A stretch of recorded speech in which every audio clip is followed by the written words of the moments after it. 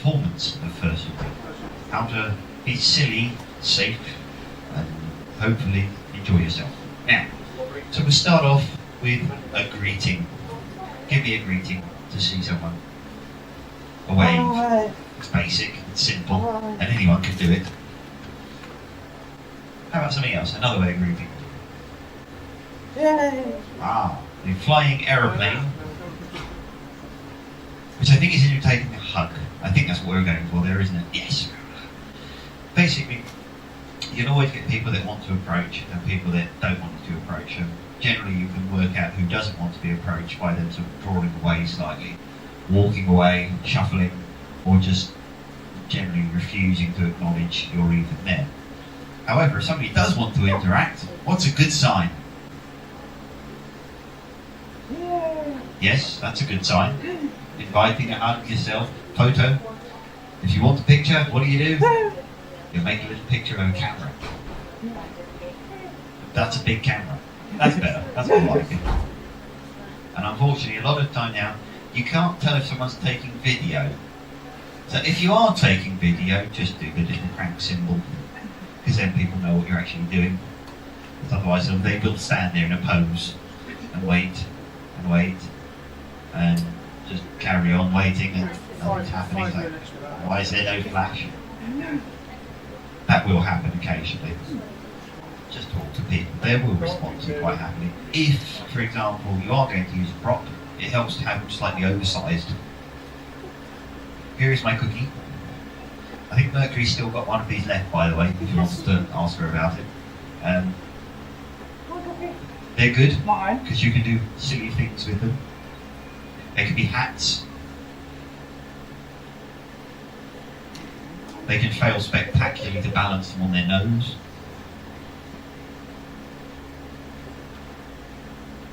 Oh, there we go. Yay! But props can be useful to accentuate a character, to highlight something. This example is just a cute little cookie that we've got. There are smaller ones that I've got as well. But generally, it's just nice to have something to play with, offer to someone, give out, steal. And they're just a good idea. They really do help activate the character. This guy, for example, Safety Fox, been out and about yesterday, probably be out and about again today, has a clipboard, which is themed up for black and yellow health and safety. There's nothing in it, usually except a room card. It's really handy to not have any pockets, have somewhere to put a room card. So he runs around with a nice little clipboard. I have had it before with a few other bits like safety tape. Anything that fits in with the theme of the character will work quite nicely. And he's also very useful because you can hit people with your clipboard. So, Accidentally, of course. of course, it's totally accidental. It shouldn't have been there in the first place. And we can use other things. For example, I'm just going to brick this husky now. Zoom back. Bring it down. The phone brick. It's not half as funny as when you substitute that for an actual brick. Don't do the actual brick, that tends to hurt a little bit. But a couple of things on props, you can use pretty much anything you want. Jackets, clothing tend to be really good for working with characters. If, for example, you've got a gentleman suit, if you want a really regal sort of aspect, you can have a big waistcoat and tie, top hat, cane as well. Anything that's really sort of going to fit with your character. You can do anything you want, or nothing at all. There's no requirement to use anything. It's just helpful to have it sensible, and preferably put your name on it, just in case you lose your hat to someone else. You really want your hat back again, so just put a name on it and you'll find out which one it is. You can put the brick down now. That covers one thing. Other than prompts, we can use a number of different things to help other suitors, for example, pre-arranged sketches, little bits of play that you can do. Need to borrow someone, you'll do. I thought it made sense to have two huskies up there.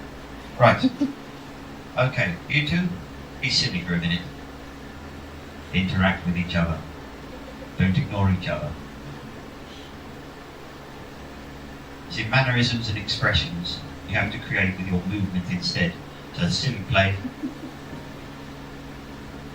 nose beeping, stealing the nose, nodding, smiling, everything exaggerating. over-exemplify what you want to portray. So the two huskies that we have up here at the moment both suit quite a lot. So we've got no problems at all in pretty much getting to do anything. So give me a scenario, someone. Queuing to the bathroom in the morning. Bathroom in the morning. Overexcited husky wants to play. Oh. See, bouncy, bouncy, bouncy, bouncy. Sad huskies can't go out to play.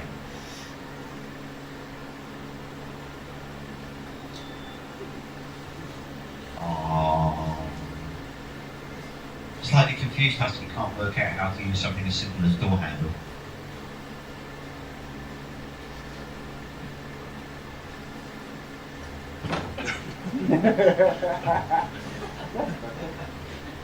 See, they're rebelling now as well. I can't even do that.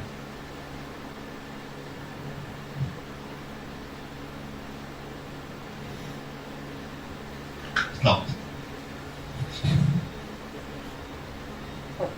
But the idea is you can exaggerate what you want to, express the emotions through over-exaggerated stomping if you can't get your way. But give us that. You're not getting your way.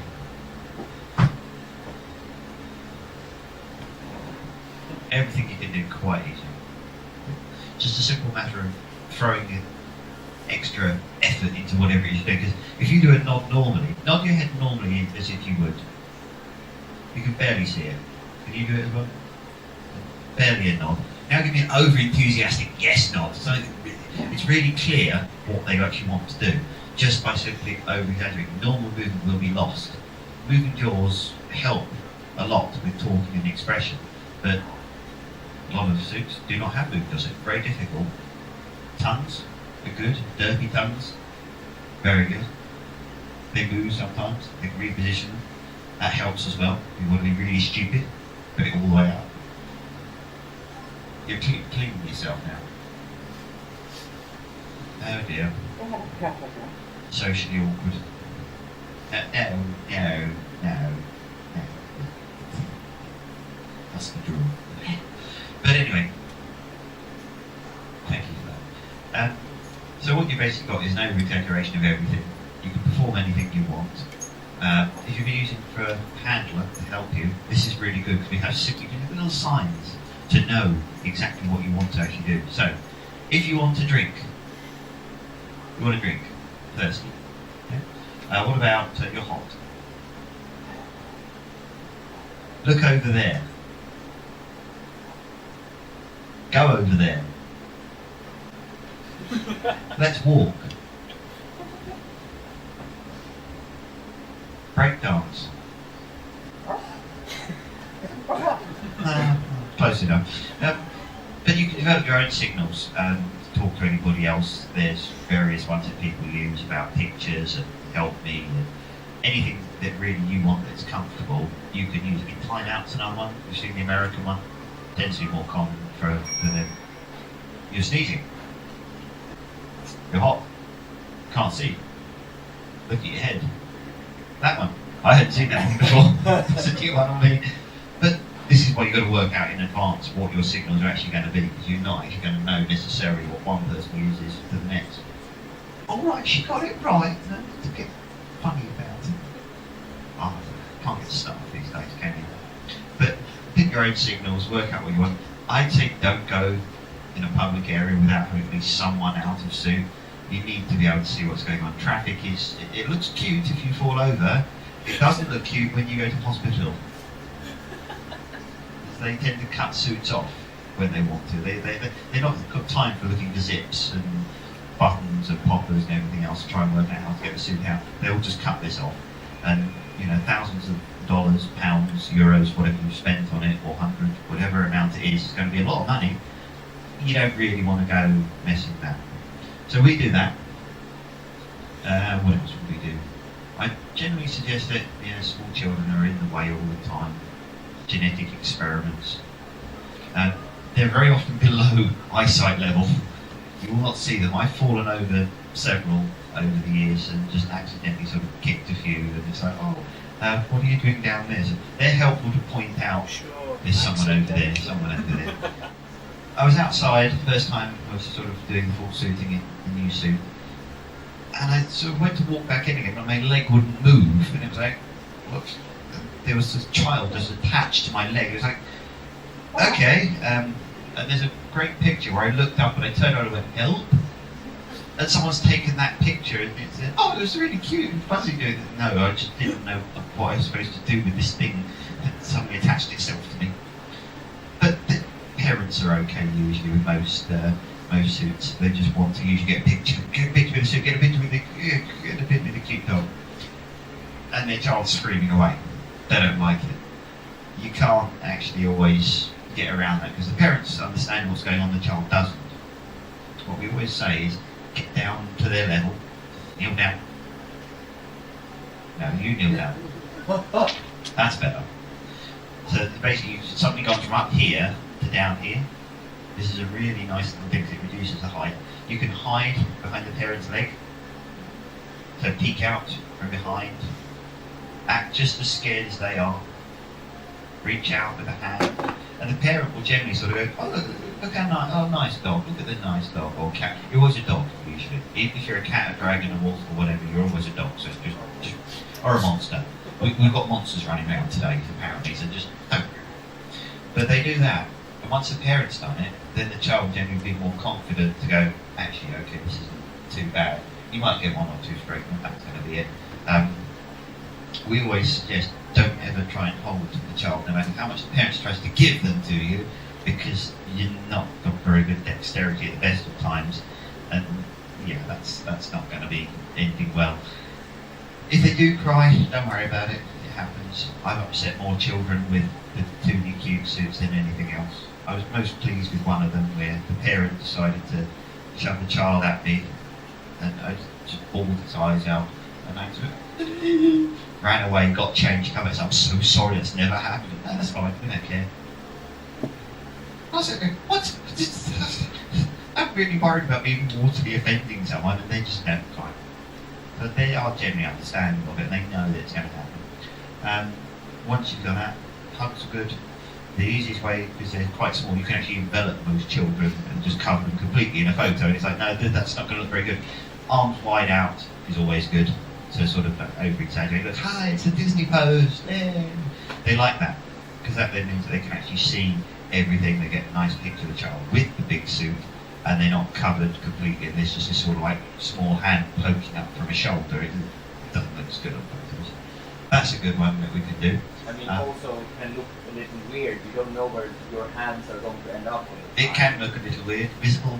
If you can see, you know. If you can't see, you don't know. Yeah. And the mind wanders with many silly things sometimes. So you always go, no hands. Yeah, no hands. No hands. No hands is always good. If you really want, there are different poses. You don't have to always have a pause like this. You can do sort of over flop, teapot, for example. That's a good teapot. That's not a teapot. Oh dear. Can't get this helping at all. So you've got different ones. Hands out, that's a good one. Confused. Pretty. Shy.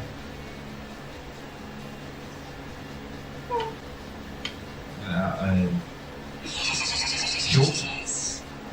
You're short. Here you are, aren't you? Silly dogs. So we've got a couple of different ideas we can do with that one. We can do the dancing. Silly dancing is always good. This always looks good on video. Pretend that you're able to dance, even if you can't, just play it. See, no matter what they do, it looks cute. This is a wonderful thing. And there's also a very important thing which comes on to that point.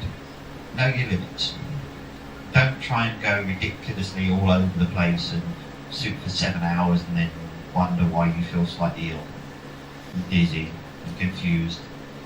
You need to eat, you need to drink, you need to make sure you're not going too far. If you start to feel tired around the eyes, that's usually a good sign that you're really dehydrated. You need to go have some water. But one thing to do is don't just drink pure water all of the time. Orange juice is always good to get your sugars back up. You've got the isotonic drinks. I don't advise Monster or Red Bull or any of these caffeinated things. They're not good for you at the best of times. Luxade's good. Luxade's a good one. Or just generic powdered stuff you can get. The sports drinks are quite good. for workout stuff, workout recovery. They also do it in the chemists as well. They do little isotonic drinks packets, mix it with water, stir it up. Don't have the grey one, whatever you do. It tastes like cardboard. It's good for you, but it's just a little orange is good. Have that. Take breaks as well. Remember to stop now and again because you need to. You will not be able to suit all day.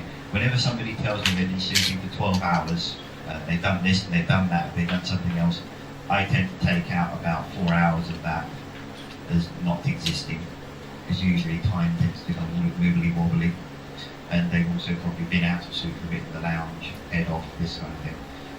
Nobody suits really for that long. It's not good for you. You'll get headaches, you get dehydrated, and then it starts to wonder why you feel ill. And then you forget to eat. You must eat to recover yourself. No matter what happens, eat. And remember that it might be fun at 9 o'clock in the morning, get in suit, yeah, run around. By 11 o'clock at night, I can pretty much guarantee there's not going to be much left of your sort of sensibility, and you're going to be still enjoying yourself. The following morning, though, you'll remember it and go, why didn't I eat? Because I'm a husky, I'm stupid. You're not into that, I know. No. Be sensible, be sitting down. Good dog. See? I have a feeling this is going to turn into a dispute between these two for the whole day, but that's fine. I can run with that. They can compete who's going to pull the most. The answer's me, of course. My game, my rules. Hecklers. This is another one. It falls into the category of sort of the same thing as people that don't want to interact. You can have your nice runner, helper, handler, whatever you want to call them. They can usually deal with most problems like that. Oh, the dog's got to go now, or that's enough. I wouldn't rise up to it. Don't try and fight them back. You're just going to amplify the point and make it worse for them. And you've got restricted vision at the best of times. You're not going to win. It's somewhat of a disadvantage, yeah. But generally speaking, move away is the simplest idea. Yes. Say that you were actually at a convention, like your top child was like pulling on your tail or yanking on the fur. What was sort of like? How would you convert it if you made that in a fursuit, say to someone from the start? The simplest thing is a lot of the time is no. You want me to pull your tail? Okay, there we go. Or turn around. But generally speaking, I would go with a no. Turn around, face them, no. You can speak. There is a real big debate about should you speak, should you not speak. I don't really speak much, except people I know, so I can have a conversation with them. But the voice that I'm trying to project wouldn't fit with the character. So unless I can match the voice with the character, I just don't bother speaking. But there is something quite disheartening to most people that are trying to, perform when they get good at doing that. And they will turn around and just go, don't do that. And of course, there's so unexpected at speaking. It's like the guards at the palace. They don't think that's not going to speak, and then you do. They really don't like that. It confuses the hell out of them. But kids won't understand. The parents are the ones to talk to if they're doing it with the handler. They can say to them, look, not a good idea to tug on the tail. It may be as well that the person that's pulling on the tail wants to get a rise out of you. And one of the simplest ways of dealing with it is to don't look at them, don't make eye contact, reach back, take your tail and just take it out of the hand. Because if you turn around and you rise to it, you might get the what are you going to do about it, that kind of thing. And then they've actually got you where they want you, they've got you on the offensive. But if you pay no attention and just take it back from them and move away, that's probably the most effective. That was when a friend of mine was being trained as a mascot for Vancouver Aquarium. That was one of the tricks they taught him. And when you try it, it's remarkably effective. I mean, it depends on the group of people. You're not going to win with kids, but if it's some teenage twat trying to get your attention and trying to get a rise out of you, the simplest thing is to just not give it to them. And it diffuses it. You haven't created an aggressive situation. Yes, so that's the other one. Do we all get that? Take your tail and hug it. Hug it like you've never hugged it before. for. There are some that will do that anyway. There's a couple of pepper suits who have exceptionally long 8-foot tails, or however long they are, very, very long. That's going to drag a long way. They tend to carry them anyway. There's always one, isn't there? What's wrong? Can't find his own tail. There we go. You found it now. Well done. It's not that good. No, not yet. Security in numbers is always a good thing as well. If there's one suit on their own, you're going to be more of a target. But again, if there's 10, 20, 30 of you, the majority will just think it's not worth it, because even 5 or 6 people are not going to go up and kick something off when they're outnumbered 3 to 1, even if the people are in costume or something. If you put yourself in an environment that's a bit risky, then you really should know better. And this is always the case. Big groups, big numbers are always nice. If you're in a small group, it's still helpful. You can have a couple of photographers with you as well. Or have a handler that looks like Hightower. Hightower is always good. There are a lot of people who get a nice suit, new suit, or whatever it is. They've bought the suit, they've put this $3,000 wonderful costume on, and they stand in. And that's it. They just sort of become a very, very, very expensive wallflower. You move. They don't know what to do half the time. If you're not sure, move. These things become very static very quickly. You find a lot of them start wagging the tail all the time. Just a bit of movement, a bit of bounce. They'll start playing with things around them. Just a little bit of a door, or even something like a cookie. This is where props come back into it again. Quite useful to play with, and just have something to do. You've got something to do. And confidence comes with experience a lot of the time, and just not being put off by people putting cookies on the top of your head, and still being able to carry on regardless of what's happening, even though you might actually have to help them to balance the cookie properly because it's not working.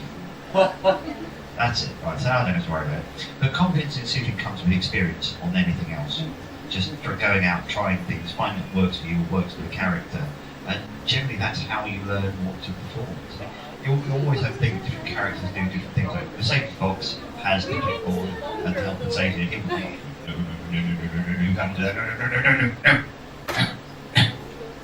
and you can do that sort of thing. The police still have got the Sergeant Brown, who hasn't actually brought this time.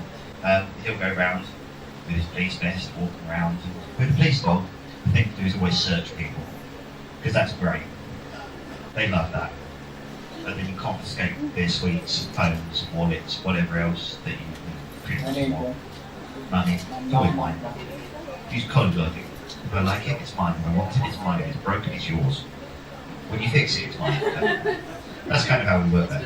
But it's the same thing. Bouncy collie, always running around looking at something, bounce, bounce, bounce, bounce, bounce. Never stopping with energy. You can always guarantee more is going to work, do more things. If there's something you need to communicate, I would talk anyway. Whisper is a good one. Take them to one side, out of public view.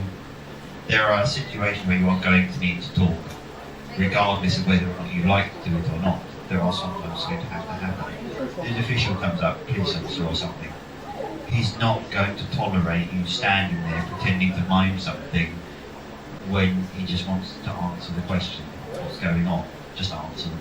So much easier than that. And I'd really say to you, just in general, if you need to talk, do so. You can take the head off, but I would still keep it on. Unless they specifically ask me to do it, and then I'd ask to go somewhere private. Because I don't want to take my head off in the middle of the room in front of people or outside on the street. I don't want to do that.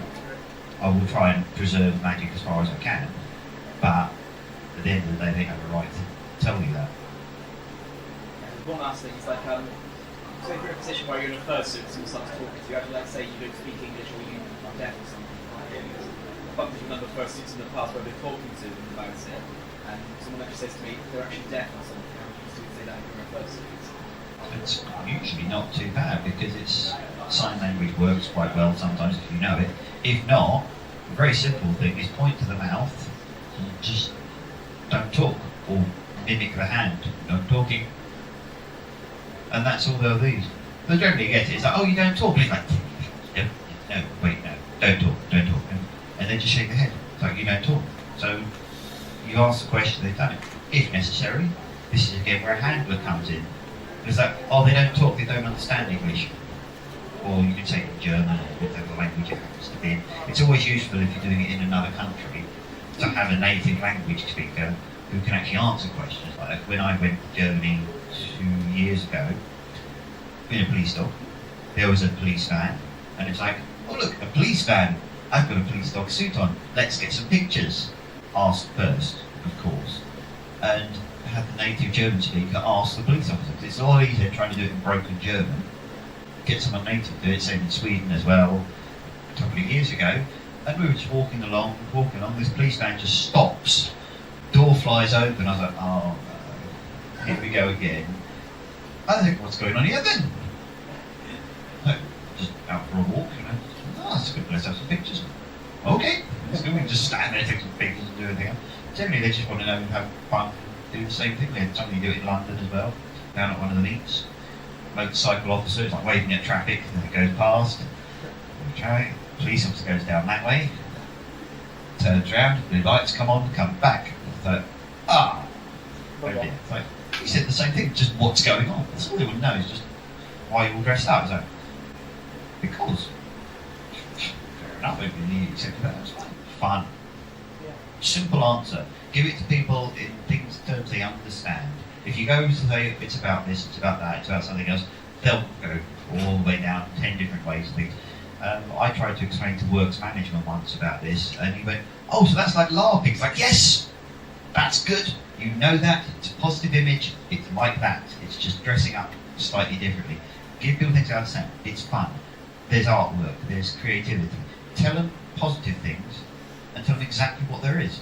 There's art, there's writing, there's music. There's people here from all over the world. We're raising money for charity. Tell them what's going on in terms they understand. Don't try and explain it in detail because you'll never get it right. Yeah, I mean, keep it simple. Simple is People good. that like cartoon characters, you know, Yeah. cartoon animals, fun. Use simple words like that. Yeah, simple is good. And if you're in doubt, don't talk to them. Just go and say, I'm sorry, I'm not comfortable talking to you. It's the same with anything. A strange person comes up to you and starts asking lots of questions. So I'm sorry, I'm not very comfortable talking to you. I'm a bit unnerved by what you're saying. I think you should give you some distance and space. You can't sell my cookie. It's mine. Who's right? Mine. No. I think yes, the difference between partial and full suiting. Partial tends to be cooler. It's a lot nicer. You can accessorise more. Things are easier to get done. Full suits are hotter. Generally, they're slightly more, not restrictive, but you know you've got extra bulk there, you know you've got extra weight and everything to manage. So be careful between the two of them. Dexterity is a problem. You might need to remember that when you're doing games and things, just remember they can't see everything. And watch out, point out steps and obstructions. There is nothing wrong in both saying to someone, look, there's a low wall there, there's a little heater there, there's a fan there, there's a person taking a picture, there's a cookie there. Whatever you want, just guide them. Same as stairs. When you're I've out only and about experienced it, outside, your number one enemy is not stairs or other people, it's bollards. Bollards are an immense problem. They're just a That is fine. inconvenient height, shall we There's say. several of them. I've tripped over them. I believe the music that could accompany them is the Nutcracker Suite. It's happened several times. Especially if you're running, it's even more painful. If you do hurt yourself, be aware about them. Just look where you're going. That's why you see me going around like this all the time. Like, where is everything? Where is it? Aha, there it is. Just find it and reach out and touch it and just guide yourself past it. Yeah, the vision. We could do the vision thing, I suppose. Oh, Right. Oh, yeah. Now bring your arms in, raise your paw up and you can see the hand on each side. There. Ah, there we go. About there. In a bit. In a bit. There we go. So it's not exactly what you'd call 2020 vision. It's kind of like a post box. Yeah. And that post box is also up and down as well. Long muzzles tend to be so. Stay there a second. Pause up till you can see the bottom of them. Okay, so about sort of it really is a letterbox type thing. So it's not a lot there between the two sides. So you are going to be very, very restrictive. So beware about that. Point things out. Remember to do that. It will help. And stairs are another thing that you can ask, do you need help? If you see somebody looking at their feet going upstairs sideways, that's just because it's the way that you can see where your feet are. I'll go up sideways upstairs and I have people go, do you need any help? No, I'm fine. I can manage this.